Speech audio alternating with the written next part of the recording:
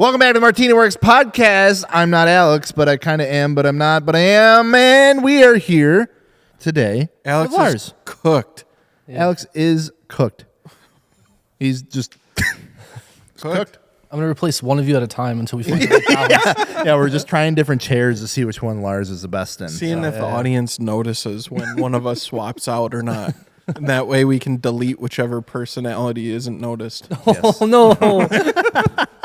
Welcome back to the MartiniWorks Podcast. If you're tuning in on the old Spotify or Apple Podcasts or on YouTube, welcome. I'm Gels. I'm Dakota.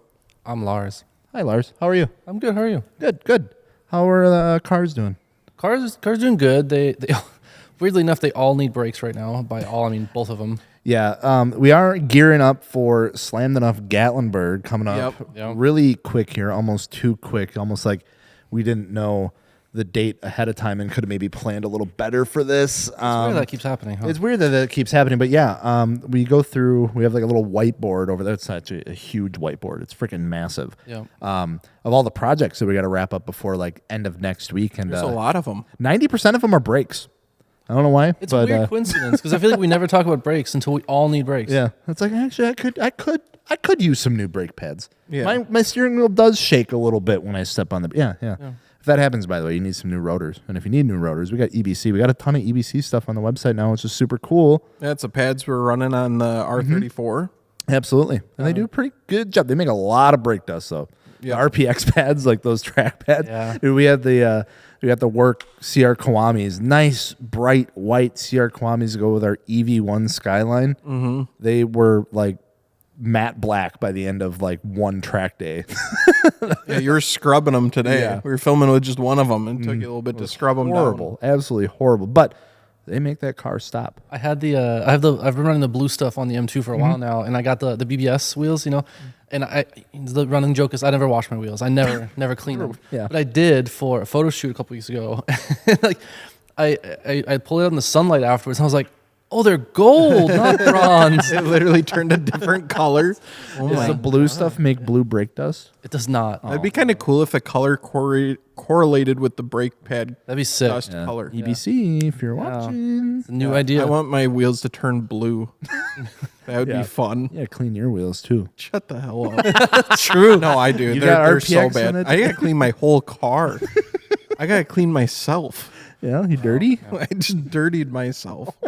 right now? Yeah. Oh, no. Anyway, I have a question for Lars. Uh-oh. Did you dirty yourself? No, I'm just kidding. No. Okay, so Lars goes to the track a lot. That's no secret. We know that. So I'm thinking, I've never actually done like a full-blown track day in my car. What would you recommend for somebody going to their first track day? What state does their car need to be in to feel confident? Yeah, I can go do my first track day.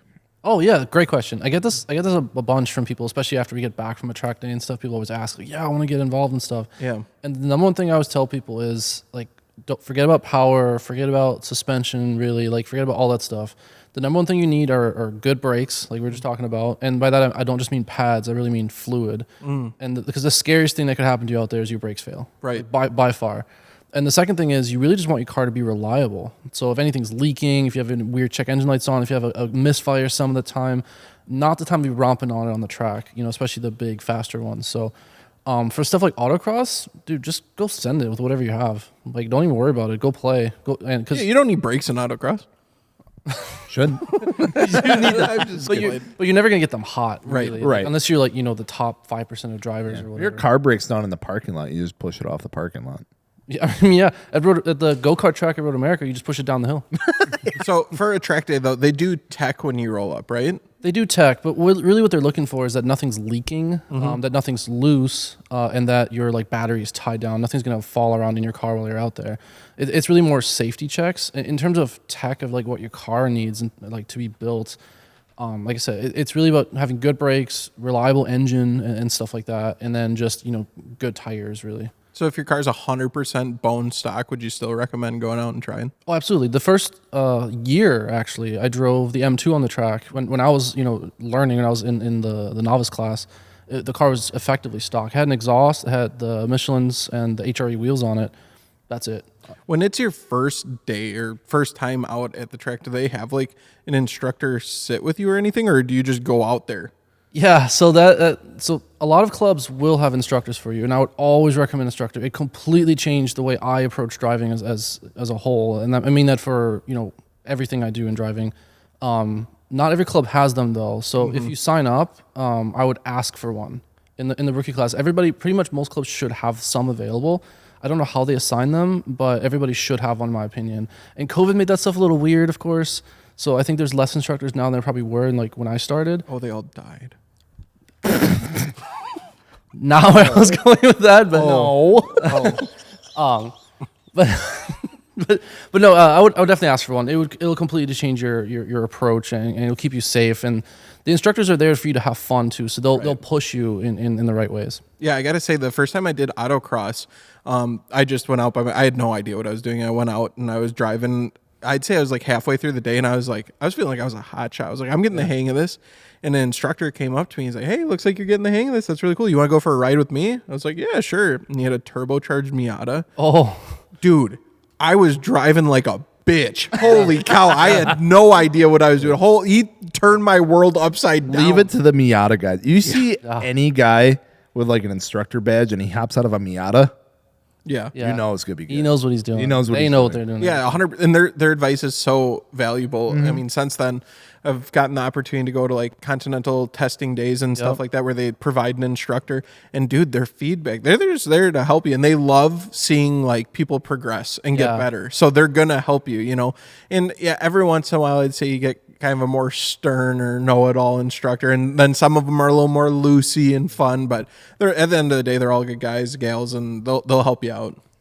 I just remember the one instructor that we had at the BMW performance school. He was very like, God damn it. He was very stern. He was like very direct, but he talked to you like this. Yeah. And he was like over the walkie-talkie. He's like, all right, now I want you to put it down in second gear. And it was like the most intimidating shit I've ever heard in my life. He's like, we were doing like they called it like the drifting and stuff like that, but it was like a really smooth, it was like a polished concrete, almost like the garage floor. Yeah. And it was like obviously like very smooth. And so we would like drift, and it was just like in a big circle or whatever. And he's like standing in the middle of this giant circle wearing like M3 stuff. He's like talking, he's like, why don't you go ahead and put it up in a fourth for me? Now if you're feeling really good, why don't you click into fifth? It's like, It was awesome. God. It was crazy. It was the coolest thing I've ever done. Instructors are awesome for that. I mean, I've had a couple between obviously like the performance school days and some of the stuff that we went to, but I've never done like an HPD event like that before. I feel like that would be something I'd really enjoy. I think the main difference between, because you guys have both done a lot of driving, you guys don't give yourself enough credit for that. I think you guys know what you're doing, both of you. Like the big thing with that is you can't learn, right? You get into this phase where you don't know what you don't know, and just like when you never do autocross or anything, you go out there for the first time, right? You kind of think you know what you're doing, you really don't, right? Yep. The same thing with HPD. I've done a bunch of this now. I don't know what I don't know anymore. So I've been struggling all year. When we went out in April to shoot the episode 4 for the E46, I had my best lap time at Road America ever. And I've been struggling all year to get back to that. I can't figure out what's going on. So even now I find myself looking for instructors because the feedback's incredible. Like you guys at those experiences, you probably met some professional drivers, some like former race drivers. Yeah. Like I've met like endurance racing drivers. Like it's just incredible people, and they really know what they're doing, and they love helping. They don't get anything out of it. They just love helping people. Yeah, 100%. I think that's one thing to get out of is like, I think you have an idea of driving fast before you go to the track, and that idea is probably completely wrong. Right. Like it almost like when I was doing autocross and I felt like I was going fast, I was going slower than when it just felt like kind of smooth and more calm. It's kind of crazy the stuff you learn and realize when you start getting into that, and how important like the driving line is and stuff like that. Brakes is huge too. I never thought about brakes going to an event. I'm like, okay, I got good tires, I got coilovers, I'm ready. I never think about brakes. A lot of it too is just the feel of things, right? Like throttling out of a corner in a high horsepower, high torque car, right? Like the Super or something, right?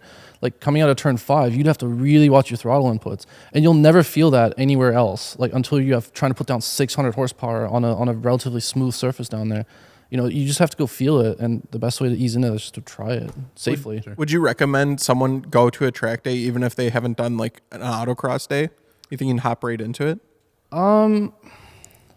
I would recommend autocross first for sure, just because it's more you kind of get a taste for if you even enjoy driving like that, and it's a much more affordable option, and again, you have to do less to your car and stuff like that. But they're very different in terms of how you actually drive. In autocross, there's a lot of like quick motions, right? Because the cones are really tight together and stuff. In HPDE, you have to drive smooth. Like if you do a jerky move like that, when I spun the car last month, that's what happened. I made one quick motion and bam, just right around. So yes, but it's not necessarily required, right? If you have a big, powerful new car, just go on HPDE and give it a shot. I was gonna say, I feel like so many of those like cars nowadays, like we see all the time. Like we go out there, we've been through a few now out at Road America this year. It's like feel like these Porsches and like what the hell else is out there, like the Corvettes and all that kind of stuff. They're just like right off the production line. They're like, yeah, I just picked it up and it came with a track day, so I'm here, and it's like all these like bone stock cars, but like they're absolutely ripping. Like, I mean, I think you can have fun with just pretty much anything that you feel comfortable taking out there. And I think across all manufacturers too, like everything from the Japanese cars, you have a lot of like the Type R's. So the Type R's are fantastic out there. American cars, I see tons of Corvettes, like you're saying. Camaros also don't get enough credit. Sure, they get out there all the time, and then a lot of the German cars, of course, BMWs and Porsches and stuff. But BMW, that's what I was trying to think of. Yeah, there's so many Supras, tons of Supras nowadays. They're super popular. Dang. Yeah, they're so overbuilt from factory for street driving. It's insane. Most people will never experience the limit of one of those cars. Yeah, it's like you're talking about cars coming off the lot with 4, 5, 6,000 horsepower, literally. For some of these fucking like new muscle cars, it's like. I got another question. How much is a track day typically? Like, how much money do you have to spend to go to the track for the day?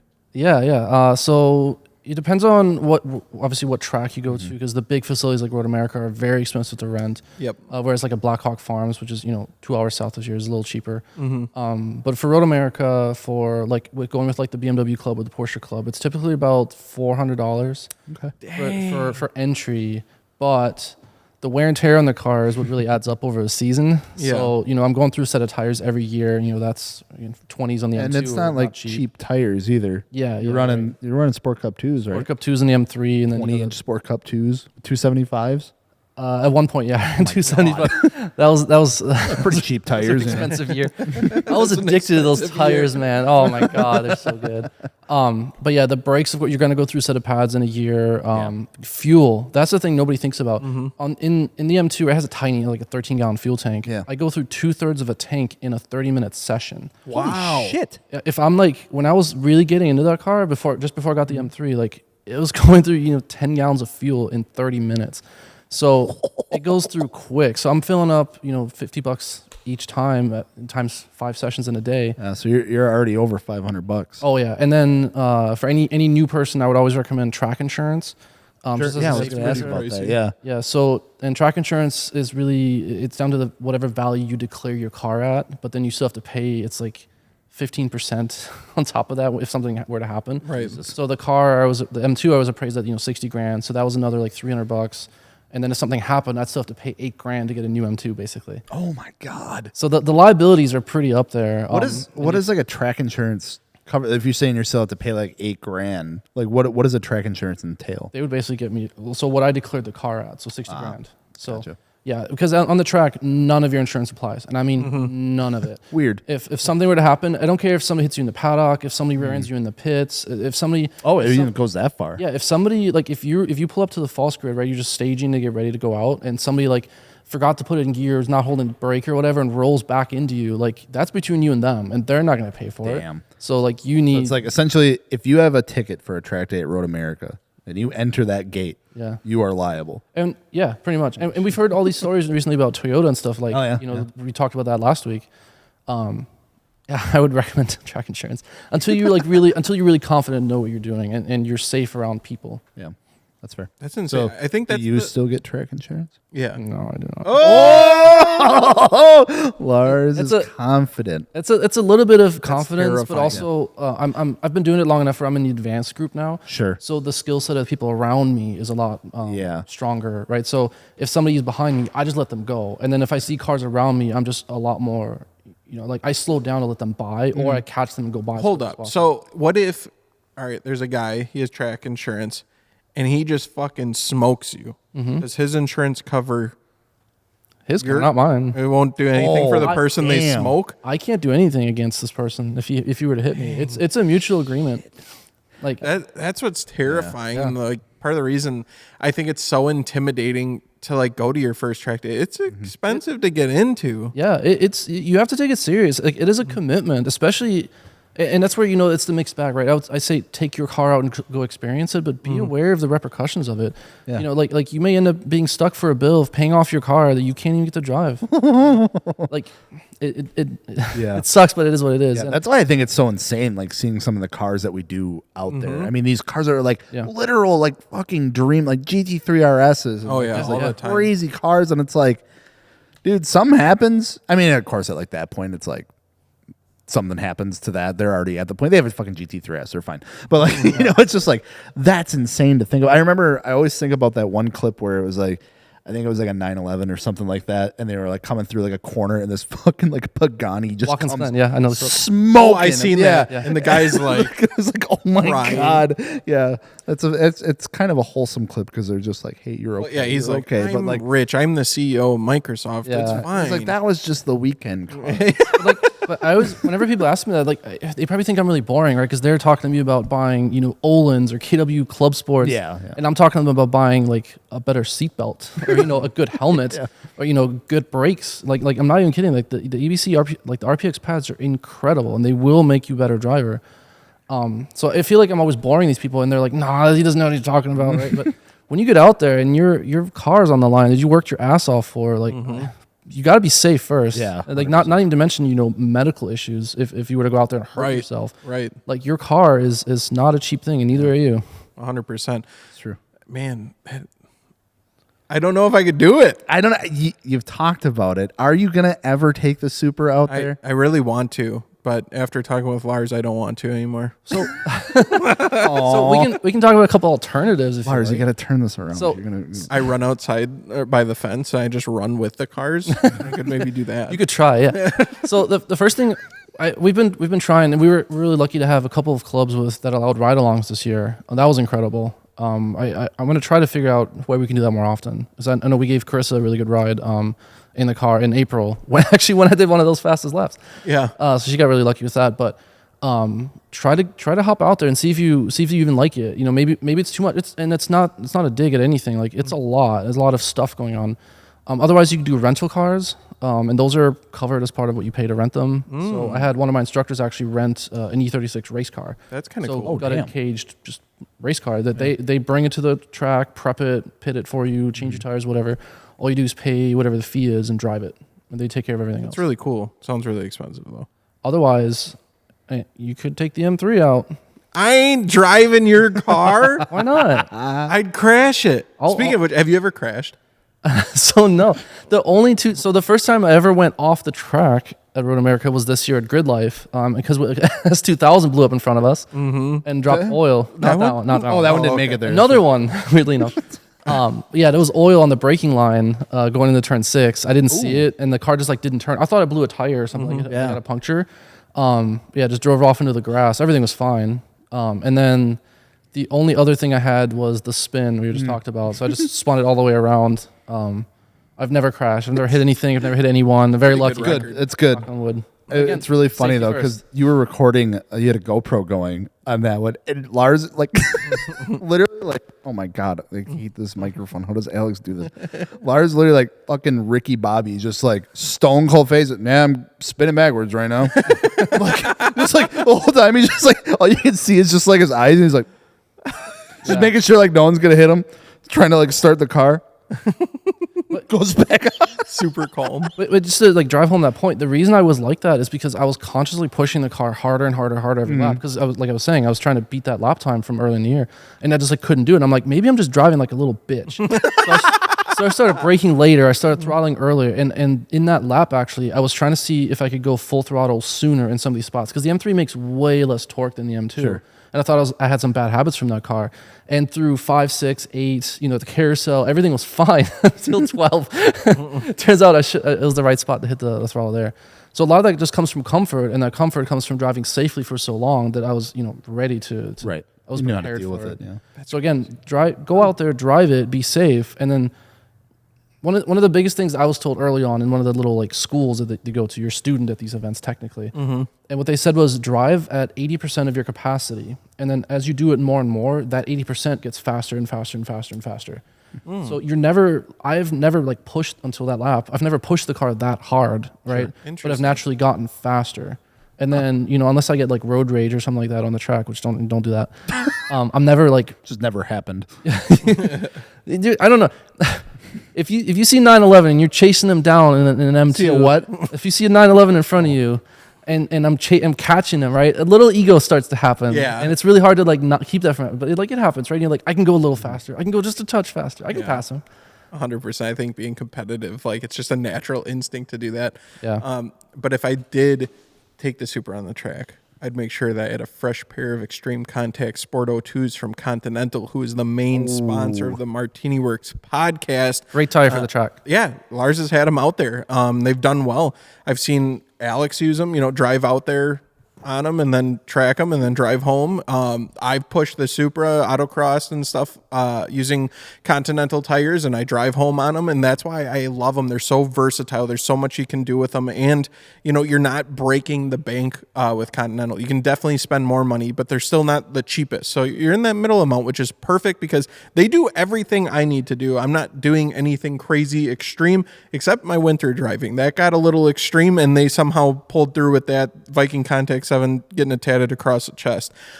So check out Continental at MartiniWorks.com. We appreciate them being the main sponsor of the MartiniWorks podcast, and all of us here love them. Another question. Hit me with it. I've had 4-cylinder cars, 6-cylinder cars, and 8-cylinder cars in my lifetime. No 5? No. Unfortunately, I wish I did. What was your 8-cylinder? I had a Mustang GT. Oh, I did not know that. I did Mustang things with it. I hopped a curb with it, hit a mailbox with it, ripped off the front bumper with it, fell asleep driving it. Oh my God, that is Mustangs. Yeah, I was like 17 with a Mustang GT. That was the problem. That all sounds like teenage driver things. It was really stupid. And I learned some lessons with that car. But what do you guys prefer?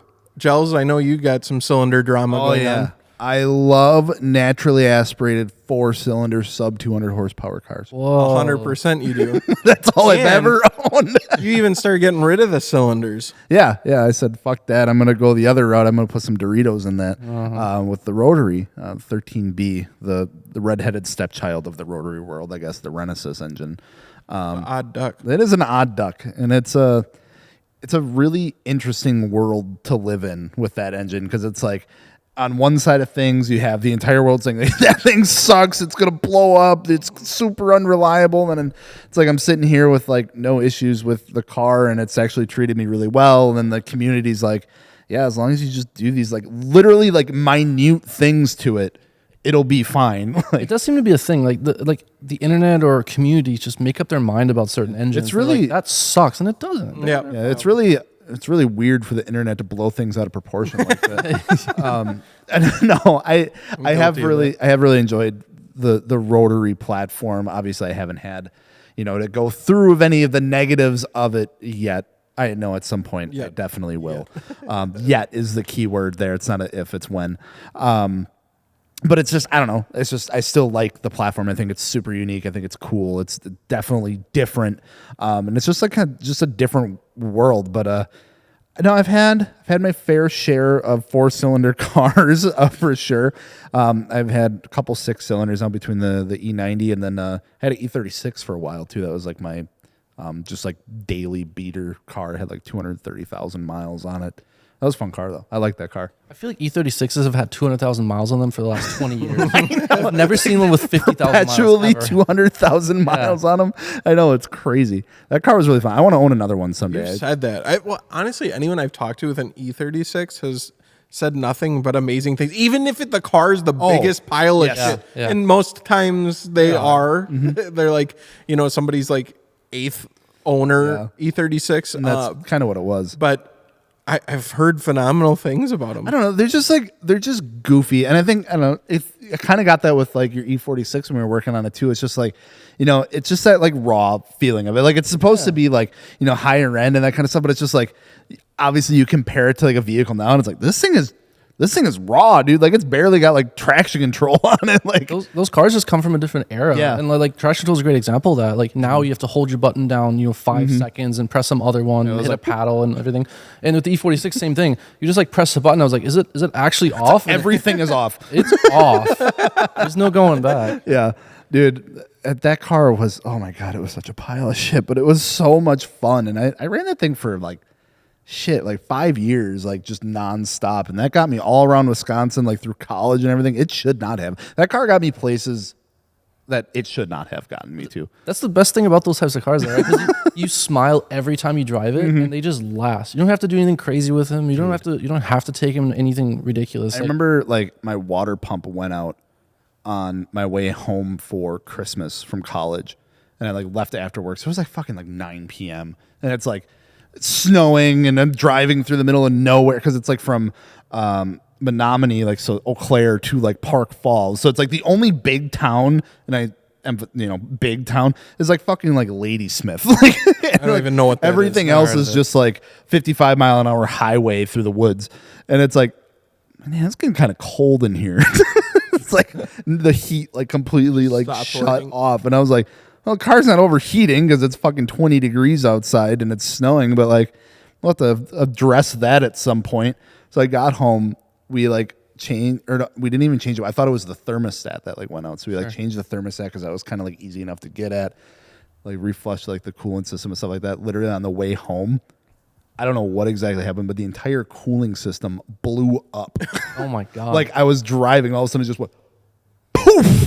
And like it's just like a bunch of steam, yeah. And I was like, what the fuck? Apparently like the whole like water pump just like was disintegrated, like the impeller in it just like disintegrated, and it like clogged up an area of the system, and it just built up so much pressure that like the side of the radiator just like exploded. Oh my God. It was pretty sick. But the car can run. But I love E36s though. That was a cool car. Yeah. Nice end it with that. What about you, Lars? What about you for the 4-cylinder, 6-cylinder, 8-cylinder debacle? So funny enough, I think I've pretty much only owned 6-cylinder cars now. I've had a run of BMWs here. The only exception to that being the one Honda I had and the 4-cylinder diesel BMW I had, the wagon, which was a great car. I missed that car. But I think even besides that, I'm a huge fan of the 6-cylinder engines. Like when I think of some of the most iconic engines, or like the engines in the cars that I would most want to buy or own, like they all end up being 6-cylinders. Yeah, I feel like it is like that kind of sweet spot, right? Because it's like for the longest time, everything was going like Turbo 4. Like all the Econo boxes, it was like just shove a Turbo 4 in it, call it a day. Yeah. And that was like all we had for a long time. But it's like they're capable of really good stuff. Like you look at like the Focus ST, you look at like the SRT, like there were some like really good cars that came out of it, WRX, Evo especially, like that kind of stuff. But it's like I feel like that 6-cylinder, especially when it's like turbocharged, is just like that next little step up of like, okay, now we're getting serious. Like I feel like we're in that era right now where the people who are the companies who are still making 6-cylinders, right, like the BMWs, the Toyotas, the Nissans, they've been making them forever. So like all the weird little stuff is just worked out by now. Like there's not been a bad 6-cylinder engine in a while. Yeah, that's true. Yeah, because it's like they've all become pretty legendary in their own way. Like you look at like the 2JZ, like the N54, RB25, RB26, B58 even, honestly. Like the S55 and S58 now. It's like they've all become almost legendary in some sense. It's kind of crazy. Yeah, Porsche's been doing it forever, right? Like all the GT3 cars have They're a little bit different. Very different. A little horizontal. I have a question. How come Porsche can make a boxer engine perfectly fine, but another brand tries to do it, and because it's just nothing but the issues. Porsche owners aren't modding them like hoodlums. Well, some of them. Are they? I think Subaru, every fucking kid gets Yeah. it and does a off So you the think shelf it's an owner tune, and thing? I think it's Subaru's flat 4-cylinder engine can't handle mods very well, or maybe it's very specific with the tuning to the mods. And I think you combine that with kids doing a bunch of The 16-year-old, yeah. random hodgepodge of mods, maybe not installing everything correctly, and then literally beating the fuck out of the car every second of every day makes them blow up. I think it's that like perfect storm of things that creates an issue for those engines. I mean, I think some of it is also supporting like equipment around the engine itself, right? So like a Porsche is engineered to a very high degree at this point. Right. Again, they've been making them for 80 years now. And they're made for a specific purpose, which is much more extreme than what most people drive them in. So, effectively they're babied compared to a Subaru, which, I'm pissed some people off here, right? They're effectively economy cars, right? Spicier versions of what a WRX is or was. Yeah. And the STIs, of course, are a little different, but the engines are more or less the same to my knowledge. I'm no expert on these.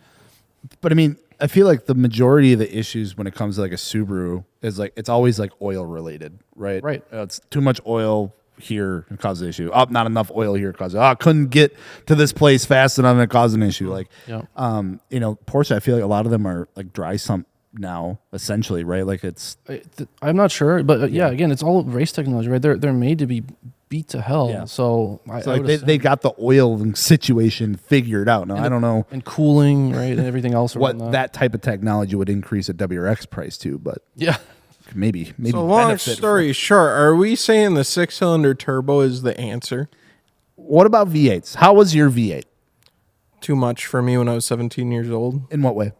I had too much throttle at my disposal. With like a turbocharged car, it kind of builds. Not that it's like a super long leg or anything like that, but like, I don't know, when you have 300 horse in a rear-wheel drive lightweight coupe right at your foot when you're 17, you're going to do stupid shit. And A lot of torque. yeah, I just remember a couple times like it was raining out and I spun out and stuff like that. And then like, I mean, you're a kid with a Mustang, so you think you're cool and fast, so it's just a lot. But I don't know, it was all right. I did have some issues with that car. Part of the cooling system blew up on that. Oh, hell yeah. Nice work, dude. Yeah, I was super sick. Love I when didn't that know happens. anything about cars at the time. So I'm like, Dad, the Mustang blew up. I don't know what's wrong with it. And my dad was a mechanic, so he got her figured out and helped me out. But yeah, I don't know. It was cool. It was all right. I had such a fascination with turbocharged cars because I had the Mustang. I did an intake and exhaust on it. And that was cool. I was like, this is neat. Sounds way better now. It's crazy how much of a difference that makes. But I remember specifically getting my LNF 4-cylinder turbocharged Cobalt SS when I was a kid after that, and modding that and doing it intake and then charge pipes and exhaust and then doing a tune. And the difference that made, I was fucking hooked. Never looked back. Never wanted an NA car again because it was so cool to me to see the difference that made. That me and my buddies in my garage, and then going out and ripping it with them. It's all just laughing and giggling because it's making all the turbo noises. It's fucking pulling, and by no means is it fast. But when I was a kid and like the cars I had driven, it seemed like It was like a night and day fucking- difference. Yeah. I think the experience of driving a car makes just as big of an impact as the actual absolutely. performance of driving. Yeah, it. yeah. You just have more fun in slower cars sometimes. Whether it actually was slower or Damn not. straight. Yeah, like blow off valves and turbo noises are a great thing, no matter how fast you're going. Yeah, 100%. I agree completely. And that's one thing I've learned over time too, is you don't need the newest, fastest, biggest horsepower car to enjoy it. I can enjoy a bone stock Honda S2000 just as much, if not more, than I enjoyed my Supra. Sure. I think one of the things I've really enjoyed or learned to enjoy over the time is high revving engines. Yeah. Oh, yeah. So yeah. like the M2 revs to 7,600, the M3 to 8,200. The GT3 RS is one of the cars, one of my dream cars. Like over 9,600 or something, like ridiculous. And the RX-8, of course. Yeah, that revs out. Yeah, It is crazy because it's like, I think that's a great point because it is really fun because it just feels like you're in it for forever. Yeah. And it's You're like, just man. ringing around. Yeah, and it's like it's so funny. I'll hop from the RX-8 that literally revs out to like fucking 9,000 RPM, and it loves it. To like the 240, for instance, big 4-cylinder engine. The KA24 is such a fucking chunk of a 4-cylinder engine, and it's like it seems like the red line is like $5,000. So it's like you're just getting, and you're like, oh shit, I got to ship. That's all she's got. Like it's just like you have this much versus this much. It's just like it's all the same essentially at the end of the day. Like, but it feels way cooler. The 240 or the RX-8 win in a drag race. All the RX-8. Quarter mile. The 240 has literally like 150 horsepower. But it's gutted. It's sad. Much. It's sad. Like True. Yeah. if you want a good laugh, look up just like baseline KA24 horsepower numbers. That's rough. That's rough. It's okay. But speaking of drifting, Yeah. that's all that's for, anyways. Lars, you got to drift recently, right?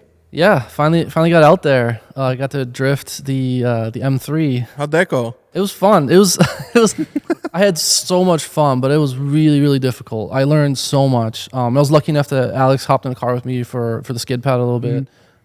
It's such a different skill set. It's very difficult to turn my mind off of what I'm used to doing and go slide around. But when I was out there, man, it was such a good time. I had my girlfriend in the car with me for a couple sessions.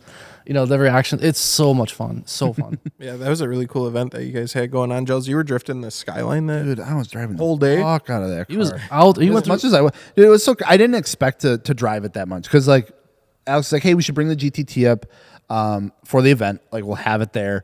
We'll go drive it to get some like content of it and just show that we're like driving the car. I'm like, yeah, absolutely. But it's like in the back of my mind, it's like I got a lot of stuff to film, today. But it's like we wrapped that up pretty early, and it was like a beautiful day up there. Yeah. And I think there was a total of like 30 drivers. 30 drivers, yep. So it was a pretty limited event, and it was very like,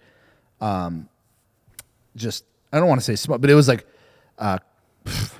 casual, Close-knit. Yeah, close knit. Like so, it's like the drivers that were there were fucking good. Yeah. And it's like, and they were putting on like a show, and they were super pumped because they essentially had the whole track to themselves. And then we did open up US Air full track essentially. So combined intermediate that because normally it's split into like two tracks. Yeah, they're running like two grids essentially at during the day, and they have like two tracks separated. We're like, fuck it, we want to run full track, and the drivers were like, yeah, we're doing full track. Until we realized that like the full track is like a solid minute and a half to like 2 minutes when you're drifting of just beating the fuck out of your car and your like there's no cool down. It's like you go the whole time, and then it's like by the time you're done, you're hot lapping again because everyone is like at some point in this massive track that you're running. Dude, I went back to the pits, and one of the guys came up, and he's got like a higher horsepower car, and he's running like Kendas and like super like gripped up and stuff. He's like, how's the car doing? I'm like, she's hot, dude. And I'm going through tires like crazy. And I was like, dude, my first year of drifting, I did like 5 events. I think I went through like a pair of tires on the 240 like the whole season. Like solo power, and it's like out in the events, like you do a lap and you wait like another couple minutes before you go out. So like it has like chances to like cool down and do stuff. Dude, I went through 6 tires alone. Oh my god. On the Skyline in a matter of like a few hours. That's insane. We were out there just nonstop, and it was so much fun. But yeah, he's like, dude, I can't keep my car cool. I've gone through all my sets of tires. I got to go buy more. It was a Track Day Direct, I think. Yep. Which was doing like tire swaps like right at the track, and he's like, dude, I sold out of all my Kendas and all my tires. Like we were just scrapping or like biting at the bits of like what we could get, pulling scraps essentially. And wild, dude, it was such a fun time, and it was crazy because I took the GTT out there. And obviously from when we did it for the Dream Build series, got to like understand the car a bit, and it does drift incredibly well for a stock angle vehicle with basically just like a swapped out differential and some coilovers. Essentially is all that's really done to it. Yeah, at that point, it did amazing. And I was just having so much fun out there. I'd like come back in and like it was so crazy. I never gave so many ride-alongs on my life. I am not great at drifting. I will say that. I am very new to it still. I've got like under 10 events under my belt as driving. And most of that's been in a 240 SX. This is like the first like turbo car I've drifted, but it was feeling really good. And people were just coming left and right, like, I want to ride along. I want to go drift in a R34. And I'm like, well, just don't have any high hopes, But like, dude, it still felt really cool. And it was really cool giving all those ride-alongs to people. Some people have never even been in a drift car before or like been out drifting, and just seeing them just like geeking out. I was like, okay, that's kind of cool. Because it is a completely different thing watching drift cars and then being in the car. It's two different worlds. Yeah. It's gnarly. It feels like you are beating the hell out of the car yourself. But when you're watching, it looks a lot sweet. But it's just chaos when you're inside. You're whipping around, sliding around. It feels like a roller coaster. Yeah. You were put on a show, and the reactions from the people you were giving ride-alongs was incredible. They were saying, like, it was the best ride of my life, and I love this. I want to get a drift car. I'm not exaggerating. Like, people were saying this, and like, you were putting on a show for some people out there. That's cool. Wild. Yeah, it was fun. Taking that, before that, I'd driven advanced handful of times, and dude, by the end of the day there, we'd go through full intermediate, and you're feeling good, and it's like, all right, we're gonna fight, dude. I was like doing corners and stuff that I've never even like did before. And I was like, I need to chill. Like, this is not my car, but it was doing it, and it felt really good. So I was like, well, fuck it. If I can do it, I'm gonna keep doing it. Right. Dude, that car is incredible. I can't wait to, for more people to start experiencing those cars as they come in. Like I said, I know the R34 GTR, like fucking God's car on the list of like import Japanese cars, but do not sleep on the lower trim levels of these cars, because they can just they'd be even more fun, honestly. Mm-hmm. Yeah, and we have a great view of the rear end of it here, and like it is so iconic. It really is. You get so much of the experience at a fraction of the price. Yeah, literally. What coilovers were you on? Fortune Auto 510s, which is really convenient. You know why?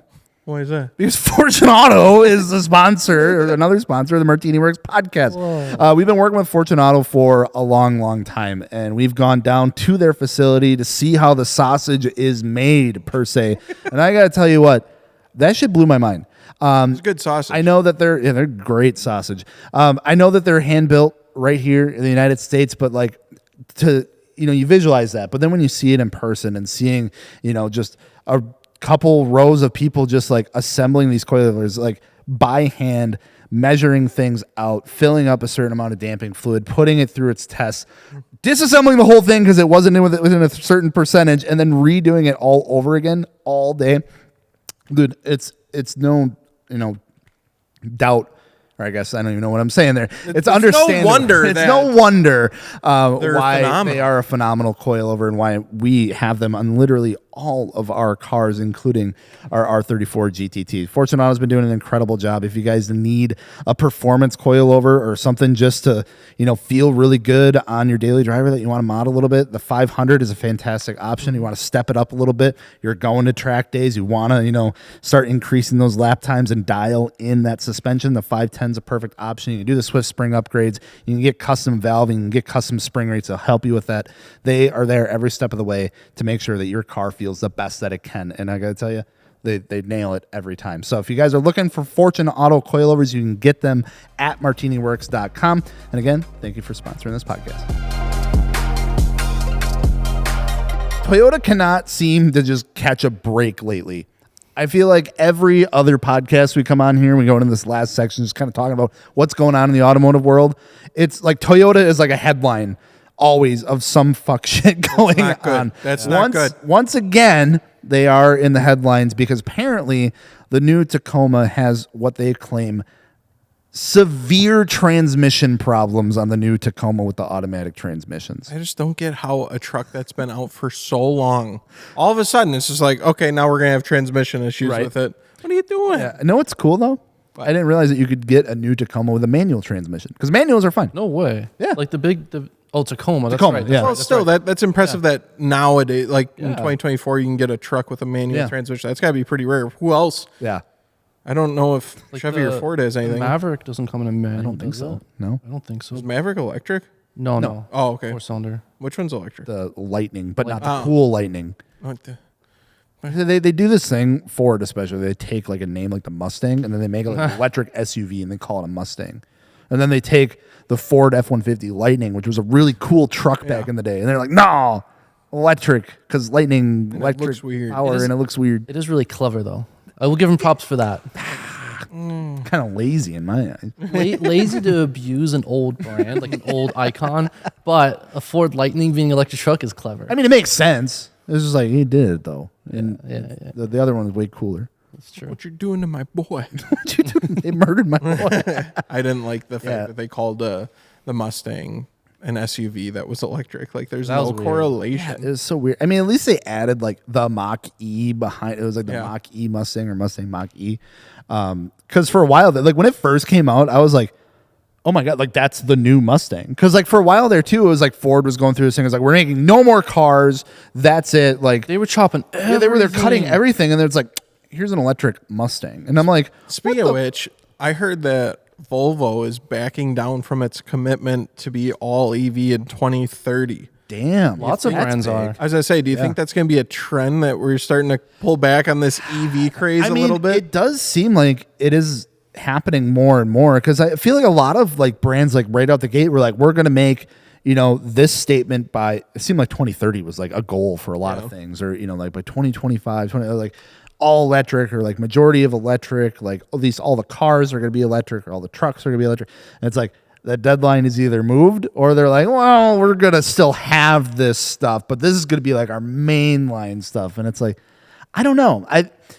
It could be, they just haven't taken as well to the public. I mean, obviously the jury's still out, like kind of split on people really fuck with them or not, EVs, I think people just aren't ready to make that commitment. Well, I yet. also think that they're still insanely expensive still. Yeah. I mean, obviously as technology is out there and, as it becomes more common, it trends to come down a little bit. I mean, even like the RC world, when electric stuff first came out, it was hella expensive, and it wasn't really taken upon the best, but now it's like, that's all there is. And it's cheaper than the other stuff. But like, so as years go on here, which I mean, we're already pretty far into it, I feel like, but you're still looking base price wise, like 40, 50 grand for like a full EV vehicle. Like that's not cheap. Right. You know? That's a lot. And that's like the cheapest car you can get. Yeah. Like, I think one of the most affordable ones is like the Hyundai's, the Ioniq 5 or what it's called. Yeah. And I think that actually just got Car Driver best EV vehicle I've of the heard year. really good things about that, actually. And one of the big things they said about it was that they finally made one that's not boring. People are out there racing them and stuff. Yeah. So, and like I would totally be down to get one, but I can't justify that much money. Right. If somebody could make like something Mini Cooper sized, as like a daily driver, like 200-mile range is plenty, in my opinion. Nothing like 350, 400 miles or whatever, for like 25, 28 grand, like a BRZ, even like an electric BRZ. I'd be in. I think I could figure that out. Sure. Not saying to replace the BRZ or anything. No, but like just a like version. that, Yeah, something that size. Yeah, something like that. I can see how it's nice for just commuting. Like getting around town and whatnot makes it convenient. I think what the problem is that, I mean, it's almost become looked at as like a luxury thing. So it's like, if you think EV, obviously the first brand you probably go to is like Tesla. Yep. And it's like very futuristic, like crazy interior. Everything is like tech, like based. It is a piece of technology at that point. It's an appliance. And it's like, it's an appliance. And it's like, you're paying for like a lot of luxury. So it's like, that's what a lot of these other brands have followed. It's like, we got to make the nicest car if it's going to be EV. And it's like, just make a normal fucking Corolla, but just stick an electric motor in it. Why do you think like the Prius was so successful? Yeah, exactly. It was like a basic ass car, but it was all electric in the city. Yeah. Under 25 miles an hour, it stayed battery powered. Yeah. But it didn't cost a fortune, and it wasn't luxurious by any means. And I think a lot of brands are backpedaling into that now. Like the whole BMW lineup. I learned this when I actually went to the dealer last time to talk to a friend. Like the entire lineup, all the SUVs, all the cars, everything have an e-hybrid version now. Sure. So you can get an X7, these giant SUVs with a plug-in hybrid option to go like 80 miles, right, like on electric only. Yeah. And obviously they're heavy and they're expensive, right? But that seems to be like the sweet spot that people seem to enjoy. Yeah. But I can't believe that nobody's made just in America at least. I think there's some in Europe now. Sure. I mean, yeah. Nobody's made an affordable, sub $30,000 electric car yet. Yeah. It's mind blowing. Yeah, it's crazy. And I don't know if it's just because like the general American population is so stuck on what it seems just having these massive fucking vehicles. Could be, yeah. But I don't know what it is. I think it's a mixture of a lot of stuff. But the fact of the matter, yeah, like you said, a lot of these brands are like either pushing that deadline or they're just kind of like throttling back on like what they originally set out and said they were going to do with EVs, and it's kind of crazy. I mean, I don't think they're going anywhere. No. I mean that they've proven that they can, dare I say, be good vehicles. I mean, there's nothing really wrong with them. I mean, you see them all over the place now. It's like they're going to be where they are. Yeah, I mean, I just don't want to own one yet. Yeah, it's like, yeah, I can not want to own something, but not have to hate it. It's like a dog at this point, right? I enjoy playing with your dog. I don't want a dog, though. Mm-hmm. Lars has a dog. I really like dogs. So maybe a bad example. Me too. You get the point. You get the point. Okay, so we get how EV is currently trending. What do you think the trend's going to be for the modified car scene as we step into Gatlinburg? What do you think there's going to be a lot of? And then we can report back if there actually was a lot of this. I'm interested to see, because it seems like, I could be way off base when I say this, but it seems like Gatlinburg is almost treated as like the SEMA for like our... like what the trend is going to be for not necessarily like that, but it's just like Gatlinburg is where people like unveil like the crazy new setup, or like, you know, they got like a new wrap, or like they did like a new body kit or something like that. Like it's like that's where they come to like show off like, this is what I did this year, right? Kind of thing. So it's interesting to see, because that's where we typically do see what is 2025 going to look like when it comes to, you know, modifying cars. What's the trends looking like? I think that over the last 2 years, we've seen, you know, a lot of like dial back on like the extreme like camber and like crazy fitment. Thank God. You know, and like the really loud wraps. I still see. And I know I like them, but it's like a lot of like wraps and like liveries and stuff that are like paying like respect to, like, you know, you see like the Red Bull can wraps or like a Modelo wrap or something like that. Yeah. So it's always cool to see like a new twist that people can do on that, especially if it's like already a stock color car. Yeah. That they can kind of play off of that. And some of them look really good. Some of them are a little corny. I mean, what it is. But I think those will still be a thing. I think people are going to start really getting into like the niche like products out there. They're gonna find like some really wild like Japanese soda or something and like do like a livery of that, or, you know, something like from back like when we were kids, like a PS2 wrap. Nostalgic. You know? Yeah, like really playing on that nostalgic factor. Again, nothing too over the top, nothing too loud, but I still think we'll see that. Absolutely, I agree.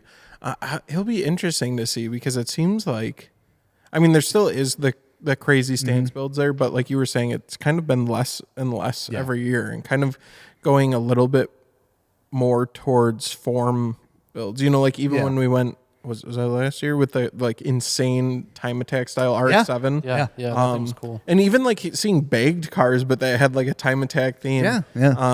You just see a lot of inspiration from race cars, essentially. Definitely. Which it's kind of always been, but excessive stretch, excessive camber, slowly kind of going away, but still very prominent. You're definitely going to see that there. Wide bodies too seem to be on the decline overall. Yeah, definitely. Again, something you still see, but I think there's been a lot more respect for just stock body cars and seeing what you can fit and how you can make it look on those, because I think we're all getting tired of people cutting up their cars.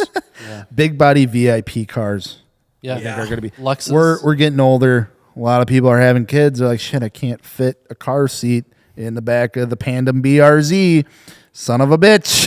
You know, I'm going to go get an LS400. I'm going to go get a Cedric. I'm going to go get, you know, a Laurel or something like that, which I think is really cool, because we started to see a lot of those last year. And not to mention, I think a lot of people are recognizing that like those cars themselves are pretty damn affordable for what they are. Yeah. Like you can get a fucking minty like LS400 usually, or like the import version of it, or like a V8 like SEMA or something like that for like 10, 12, and it's got like 30,000 miles on it, and it's been babied because like they just don't drive those big cars over in Japan. So it's like, you know, they're immaculate, and you get a really good car to start off with, super clean.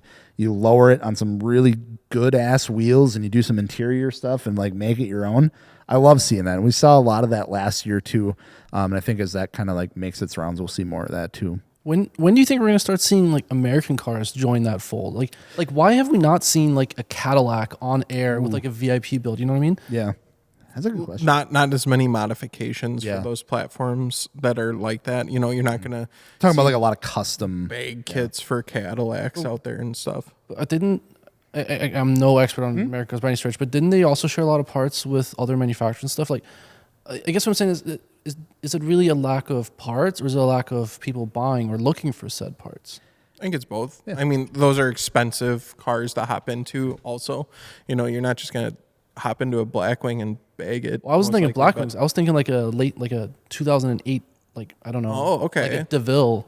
You know what I'm saying? Like, yeah, again, sure. There just isn't parts for those. And I think it comes down to like style too. I'm gonna say like the mid 2000s, like 2008, 2010, like domestic stuff, not the greatest looking cars out there. They didn't age the best. Not saying that there isn't some like gems out there. Right. You look back and you're like, oh shit, those were actually maybe kind of cool. It's just surprising to me, you know, because you see a lot of JDM, a lot of European cars. Yeah. Like weirdly enough, one of the trends I've noticed is like the F80 M3s. There's a ton of those on bags, big wheels, and some interior stuff.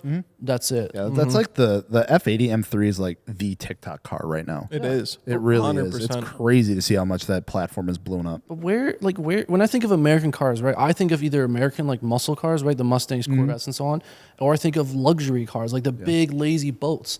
It just blows my mind that there's not an audience for that. Obviously, a lot of Corvettes. Corvettes have, you know, unarguably like become super popular. They're even especially, like, stancing those out too. C5s. Yeah, I've seen a few of those at Gatlinburg They look Slam. good. Corvettes have They been look popular. good. They look look really really good. good. They're the American FD. Like they look so freaking good. Like you can style them like an FDRX7, and you're guaranteed to like have it look good. Funny enough, every generation, like when they're modified, like lower, like C3s all the way through C7s, like they all look good. Everyone, you got to stop and look at it. If you see like a slammed Corvette, you're like, dang, all right, let me check this out. All right. So last year, was it last year? I could be wrong on this. I feel like the dark, like forest green wrap was everyone was wrapping their car dark green. Is that still in? We have predictions on what the new color is. Green is in for sure. I don't know. The most popular thing I've seen is checkered patterns. Really? Checkered. Yeah, checkered patterns. Like on especially like the rear like half or like quarter of a car, maybe like blue. Whoa! That sounds awesome. No, I didn't even think of Lars, but you're right. No. Oh yeah, interesting. Where are you seeing that, Dude, Corey Talaska is a great example. He has sure. it like on the roof of his car. Lars, okay. Hind wrap. I've seen aftermarket. My floor mats and my Supra checkered pattern. True. It just has gotten more popular, and it's outside of cars too. Like go to fucking Target, you'll see blankets and. When all that stuff correlates, it generally trickles into the car scene. So I just expect to see half wrap, quarter wrap, maybe even full wrap, who knows, checkered stuff, maybe headliners, things like that. That's what I'm expecting to see. But I'm not sure on a color right now. I can't think of one. I think for color, I think purple was like a really hype color a few years ago. I think purple is fading out. I think green is on the decline. I've seen a lot of like the brighter like pinks and greens now, like neon colors. Sure. I think pink neon colors. Yeah, there was some. We going back bright because I know for a while it was like obviously it was some really loud bright wraps and paint and stuff like that, and then it got really muted for a couple years, and everything went to like a pastel or like a like a grays. soft like color, like the really light pinks and the really light blues and I mean. Could just because we have a bright yellow car now, but I feel like I've been seeing more and more yellow stuff come around. Yeah, when you realize though, like that's totally a thing. Like when you get a car and then you start seeing them everywhere, I feel like it is. You just subconsciously notice it. I love yellow though. I do too. Yellow's a fire color. Yeah. I think bright colors they're definitely on the minority right now, but it makes me so happy when like the M2 with the wrap off finally again. It's so bright, it's so colorful, like it just catches your eye, and you look for it in a parking lot and it's all blacks, grays, and whites and some like a couple red cars, whatever. And it's just like, bam, there's blue. It's really satisfying. So I think people are vibing with that a little bit nowadays. Definitely. They're getting brighter. Yeah, it'll be interesting to see. Yeah, I'm looking forward to it. I obviously love going to slammed enough Seaverville, Gatlinburg. Been going for quite a few years now, and it's always a good time. It's always good to see some people that we met and meet some new people, and it's also really cool to see if their car has gone through another rendition, or if they did like a new build or something like that. So really looking forward to it. If you guys haven't made it out to that event yet, I'd highly recommend just going to check it out. Like, even just bring a couple friends with, go down for the weekend, just check out the show. Stop by our booth. We've got some exclusive apparel. Definitely coming. stop by the MartiniWorks booth. We are going to have Cooking some apparel. ton of stuff there. Yeah. These guys wouldn't stop ordering apparel. I told them to stop. They wouldn't stop. So now we got to sell all of it. So come check it out. No, we got some really cool design. Probably I know we say it every year, but my favorite designs. And the GTT is going to be there. GTT is going to be there. We're going to try to do something special with that. So you might get to see it in a little different light. Yeah. Hopefully, if things work out. And the booth. The team that's been working on the booth has been going absolutely insane. It's going to be a vibe. If everything pans out, it's going to be a vibe, and I'm really looking forward to it. We've definitely got some passion projects this year. We got the booth layout's awesome. Some of the apparel we've spent a lot of personal touches on. The car. Obviously, you guys have had a ton of fun with that. I still want to drive it at some point. You got it. You haven't driven it yet? I pulled it out of the shop once. Oh, Lars, so good. Yeah. It's such so a good car. good. I'm trying to see if they'll accept the M3 so they can park at least near each other. Sure. That'd be fun. But I'm excited. I think I'm really stoked. We've been going for 5 years now. That's crazy. It's crazy. It's nuts. So it should be a good year. I'm really stoked. Awesome. Well, Dakota, anything else? Yeah, mod your car at MartiniWorks if you don't want to drop all the cash right on the spot, because car parts can be expensive. They are. We do also offer as low as 0% financing. That means no interest, Huge. which can be awesome. So that way you can pay it off over time rather than having to pay it off all at once. And if you can score no interest, that's a huge win. Obviously, not everyone can swing that, but it is an option if you do. So make sure to check that out, and I appreciate you guys listening. Awesome. Lars, anything else? I'm excited. Thanks for having me on the podcast again. Of course. Back to Anytime. back. I promise we'll have you on when one of us just isn't out. Yeah, nice. Really do You need a enjoy fourth having you on. mic? I'm just I'm just a backup character. It's like, oh shit, someone's gone. Oh, Lars. No, so we really enjoy having you on. You bring some really cool insight, especially when it comes to the track side of things. So thank you for coming on and talking about that, because we appreciate it. I enjoy it. Thank you. Hell yeah. Well, thank you guys so much for listening. Thank you so much for watching. Again, like Dakota 7 need car parts, check them out at MartiniWorks.com. In the meantime, we got a lot of cars to work on. So Yeah, I'm we going should to go do that. You guys have a good one. Bye.